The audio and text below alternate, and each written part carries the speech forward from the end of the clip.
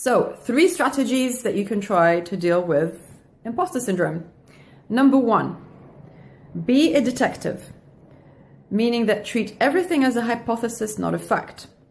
So if you have imposter syndrome, you'll tend to think that you're not good enough at this or that. For example, if you think, I'm not good at public speaking, be a detective, treat that as a hypothesis and examine it. Is it really true that you're not good at public speaking? Yes.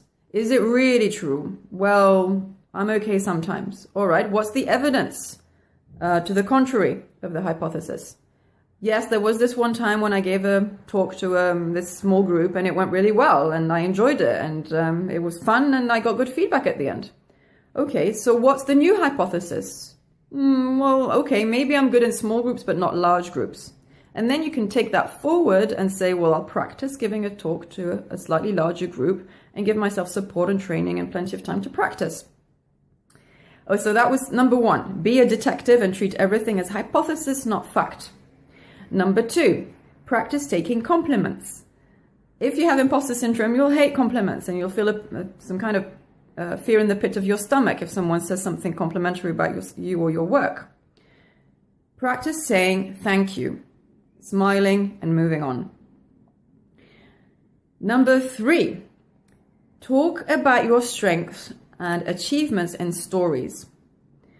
If you have imposter syndrome, you will shut down if someone ever asks you to talk about your strengths. You will go silent and probably say something about how you're enthusiastic and hardworking and maybe a good learner. But you'll never talk about something that's really powerful and that shows your real strengths, your much deeper strengths.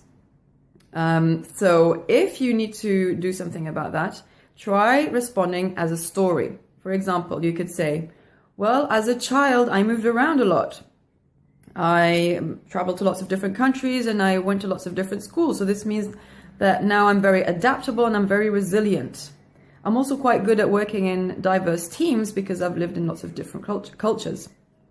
So you weren't forced into listing off a reel of strengths. You simply told a story and within that displayed how you were a powerful person that could overcome adversity.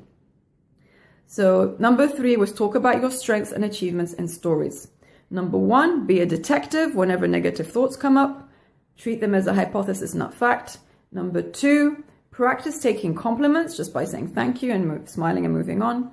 Number 3, talk about your strengths and achievements in stories. I hope this is helpful. If you want to read the full article, you can find it at www.dremina.com. Leave me any comments or feedback, and I look forward to seeing you next time.